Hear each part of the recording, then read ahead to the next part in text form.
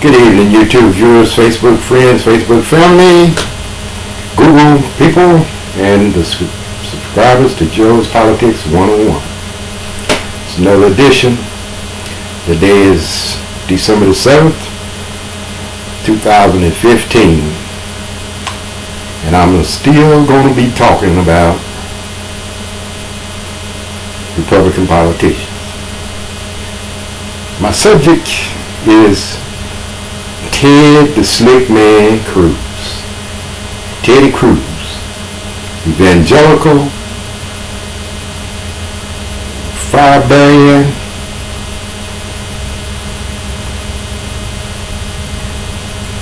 supposedly Cuban,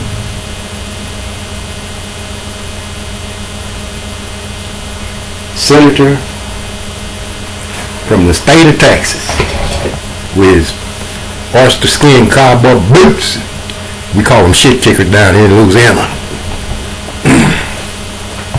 And his smooth way of orating, talking, speaking with the BS that flows from his lips.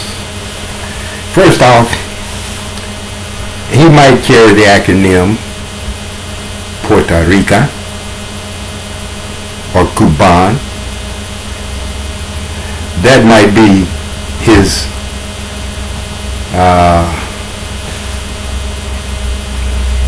heritage. That's what that might be. It might be his heritage. But he's an assimilated American Caucasian is what he is. And this is just being real about the whole situation. He's assimilated himself into the white American society. You know, he don't live like other ethnic Cubans, or probably don't partake in that much of Cuban culture. You know, and I can pretty much just tell that by the way he act, talk, and be. He's a product of his father, who is a old fiery old preacher, preaching the evangelical my way or no way in the religion field.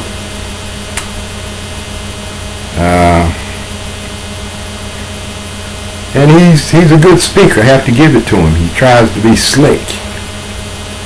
But he's another one of them people that's in that GOP presidential candidacy ring of clowns that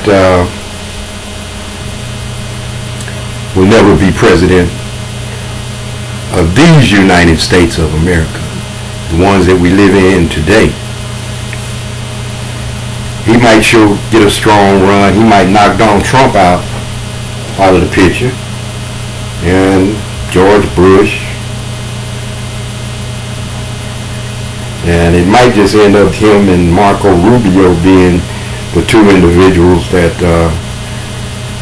are representing the GOP, the Grand Old Party, the Republican Party. There might be the two. And both of them, you know, Marco Rubio is the same as Ted Cruz. They profess to be Cubana. But Marco Rubio is also assimilated into white society. Culture-wise, he is a white man, you know, with a Cuban heritage.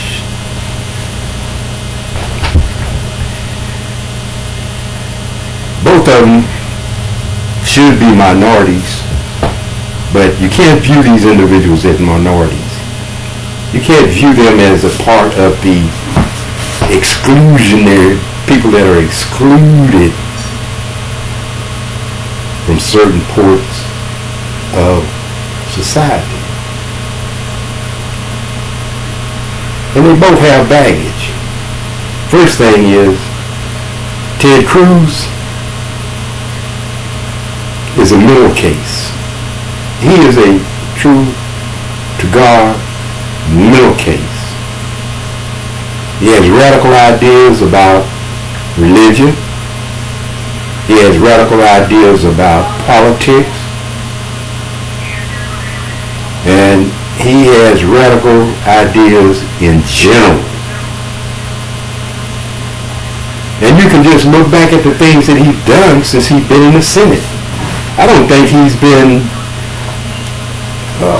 had a bill or did anything that would be considered constructive for the United States. We know he's been part of all of the so-called government shutdowns, all of the boycotts, voting to get rid of the health care programs. You know, it's sad. I mean, it's sad that a person like him would even put his name on a list to become president of the United States. It is pitiful. What does he and Marco Rubio believe? That people are just ignorant? We're just crazy. They're so slick. You know, they can do all kind of things and then turn around and say, well, look, man, you know, this was for the betterment of the United States. Ain't nothing Ted Cruz nor Marco Rubio has done since they've been in the Senate that you could call conducive or productive for the United States of America. Neither one of them have did anything, not a thing that they could proclaim to be productive for the United States of America and the people of the United States of America. You name, I'm pointing to you that's watching this YouTube video, you name something that either of these two individuals have done that have been productive for our country. And just hit me back with it on a YouTube video or email, you know, however you want to sling it back at me. It ain't nothing they did but create havoc. Talk about President Obama. You know, and then when you take and just round up the whole GOP group, the Senate, the House of Representatives, the governors, the state assemblies and legislatures, you put them all together, and you come up with zero. You come up with nothing. The only thing that any Republicans have done in the last 7.5 years is spent all of their time trying to demolish and destroy President Barack Obama. They have not at any point in time reached out and said, boom, let's go get this together. They haven't reached out and said, you got this program, maybe we can do this to improve it. All of their rhetoric has been around, take it apart, get rid of it, go back to what we had, and then we'll start a new program. Or shut the government down. Don't spend any money. How in the hell do you not spend any money when you're running a business like the United States of America? It's not a normal business. It's a political business.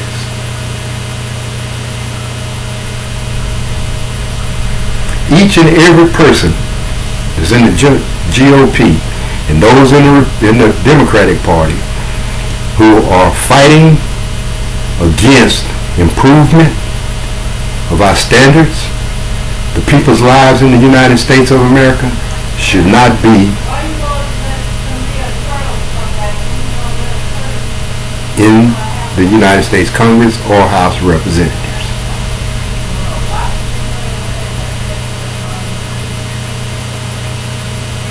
You know, they talk about deportation, excluding people from coming into the country. Basically, what we should do as Americans, based on how they ripped us off for the last 7.5, getting ready to be 8 years, by taking our money, putting it in their pockets, and doing what they want to do with it. Basically, what we should do is round them up and export them.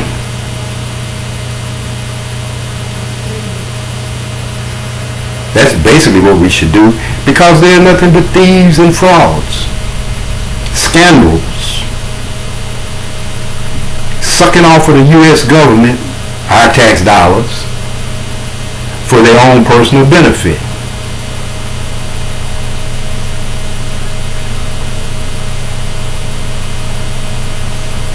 During this past election cycle here, we've seen a few of them. David Vitter gone, John Boehner gone, and a few others. There's going to be some more going, you know, because they're nothing but thieves, taking and sucking and stealing from the people of the United States. You get a paycheck to do a job. You don't get a paycheck to bash the President of the United States. You get a paycheck to bring common sense, laws, legislation to the forefront, and try to compromise to get it passed, or work with somebody until you get the right solution. But no, this grand old party of people here, no compromise. It's my way, the highway, or no way. Shut the government down. That's what we do. We shut the damn government down. We don't talk about that. We ain't gonna compromise with you about nothing. We ain't gonna let the government work. We just spend more money closing the government down and reopening it. Just a waste of more money. That way, we know we're gonna get paid. Yep. You always hear them talk about the deficit, but you never hear them talk about cutting part of that $174,000 a year they get from the taxpayer. You don't never hear them say, let's knock off $20,000 off of this here and make it 150, or knock 30 off, make it 100, 140. You ain't never hear that. Matter of fact, you might hear them trying to get a pay raise, trying to get a promotion so they can get more. Politics. Ted Cruz, Marco Rubio, Rand Paul,